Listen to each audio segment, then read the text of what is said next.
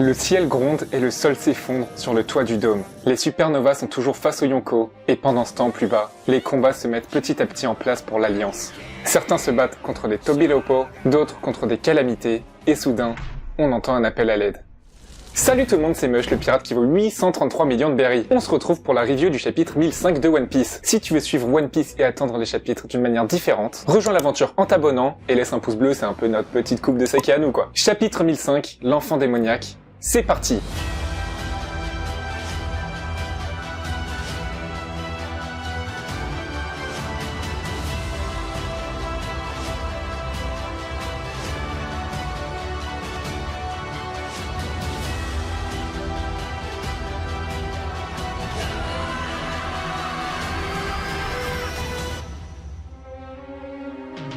Nous sommes au quartier des plaisirs, Sanji est toujours sous l'emprise de la toile de Black Maria. Cette dernière demande au cuisinier d'appeler Nico Robin. Au vu de ses connaissances importantes dans le monde de One Piece, Robin est évidemment un personnage primordial à avoir dans son équipage afin de poursuivre la quête du One Piece. On peut remarquer que les courtisanes sont certaines que Sanji ne dira pas à Robin de venir car il ne veut pas exposer ses compagnons au danger. C'est ce qu'on a vu plusieurs fois, Sanji est prêt à se sacrifier pour ses compagnons.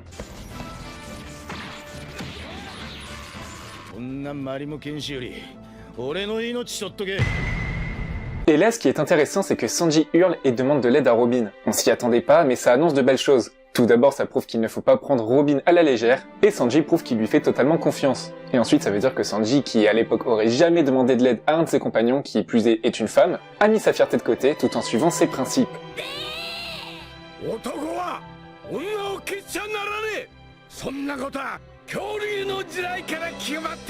Il faut pas être étonné du comportement de Sanji, le personnage est comme ça. On a déjà vu ça pour Zoro qui à l'époque s'est agenouillé devant son plus grand rival pour devenir plus fort. Mettre sa fierté de côté pour revenir plus fort, c'est quelque chose d'important pour le développement d'un personnage. La confiance prend une très grande place au sein de l'équipage. Et dans ce chapitre, il est prouvé qu'elle est primordiale pour qu'il puisse avancer. À l'instar de Robin qui se sait en danger et qui fait confiance à ses compagnons.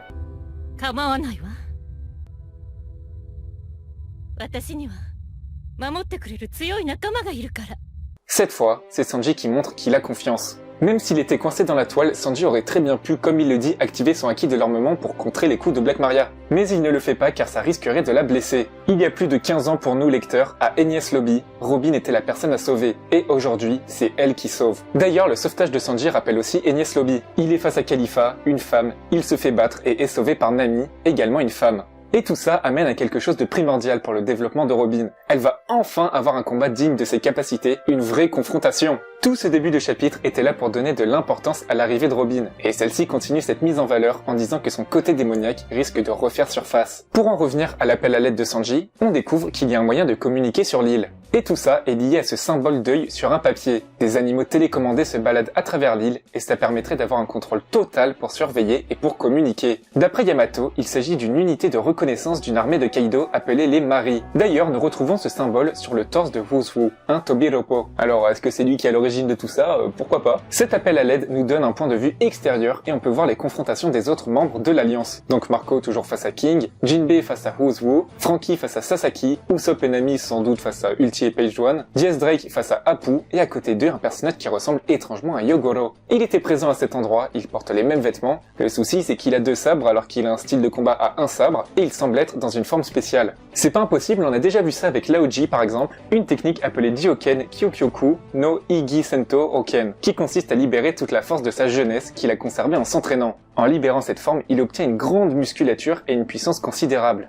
Brook, lui, est en compagnie de Robin et permet à Sanji de s'échapper en tranchant les toiles. Donc ça y est, on peut enfin espérer un combat digne de la puissance de Sanji. Nous voyons aussi Jack remis sur pied. Il se dirige vers les fourreaux rouges et a pour objectif de les achever. Et même s'ils sont au bord de la mort, Jack rappelle qu'il ne faut pas les sous-estimer. Sanji veut rejoindre Kinemon et les autres, alors il est possible qu'il croise le chemin de Jack et qu'on ait une confrontation entre les deux personnages. On rappelle qu'à côté des fourreaux rouges, il y a une personne supplémentaire. On ne sait pas encore de qui il s'agit, possiblement Iori ou même Toki, mais ça pourrait ajouter une scène qui rattraperait entre guillemets le temps perdu de Sanji. Il sauverait les fourreaux rouges et la femme des défenses de Jack. À la fin du chapitre, nous voyons le dos nu de Black Maria. On y remarque un tatouage qui signifie malheur aux hommes qui se lie aux femmes. Ça rappelle totalement Boa Hancock. Les deux ont un tatouage dans le dos, elles sont des femmes combattantes, elles souhaitent le malheur aux hommes et leurs prénoms font référence à un serpent. Boa pour le boa et Black pour le Black Mamba. En bref, ce chapitre porte le nom L'Enfant Démoniaque, qui est le surnom de Robin et il sert clairement à mettre en valeur le personnage. À l'œil eu droit à son heure de gloire et on va enfin avoir un combat intéressant pour elle. Et sinon, qu'est-ce qui se passe sur le toit du dôme?